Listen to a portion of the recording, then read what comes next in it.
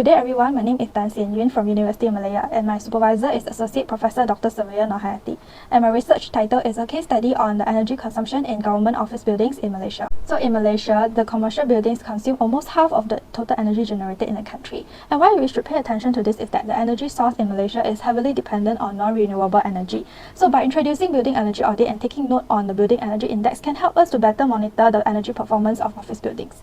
So the BEI benchmark for Malaysian Standards 1525 has increased to 200 kWh per meter square per year from 135 kWh per meter square per year over the years. However, from the two studies conducted in 2007 and also 2017, it is proved that the energy performance of the office buildings has not improved over the years. So the research objective for this study is to determine the factors causing high energy consumption in government office buildings. Secondly, to analyze the building energy index pattern of the case study buildings. And thirdly, to recommend the best practice in optimizing energy savings in government office buildings.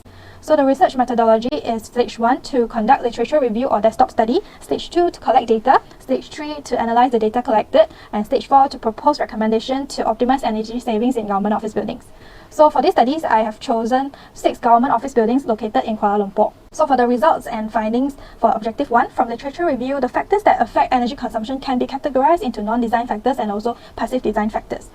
So the research and findings from the case study building is that the non-design factors is related to firstly number of occupants, occupants' behavior, operation hours, occupants' activities, and also outdoor temperature.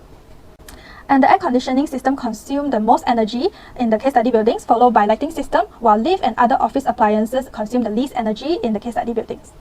Among the 6 case study buildings, Block F had the highest BEI in 2019, while Block E had the highest BEI in 2020. So from this graph, it is seen that the BEI of the case study buildings does not exceed the MS 1525 2019 BEI benchmark.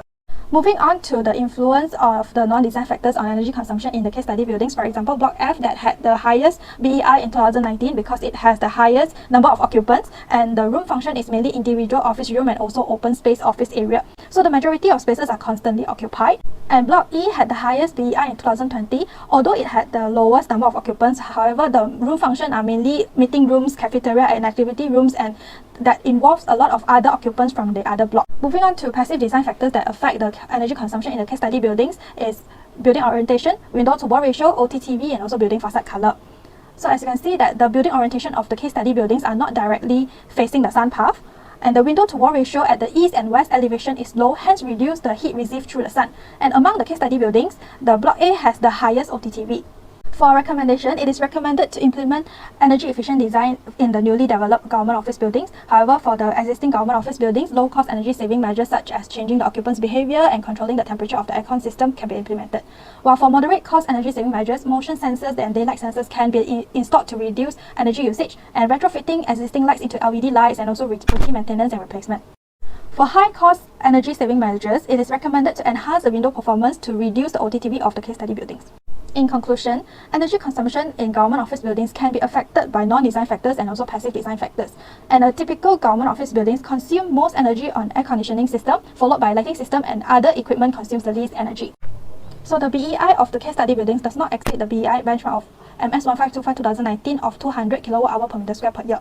As to recommend the best practice in optimizing energy savings in government office buildings, for design stage of the government office buildings is to implement energy efficient design, and for the existing government office buildings, to tackle the non-design factors is to implement practical energy saving measures, and to tackle the passive design factors is to improve the thermal performance of the windows. For the recommendations for further improvement in this study is to carry out building energy simulation to provide a more comprehensive overview of the relationship of building facade spaces and the energy consumption. And further research can be conducted to calculate the life cycle costing for the energy saving measures to get the return of investment and payback period of the measures of government office buildings.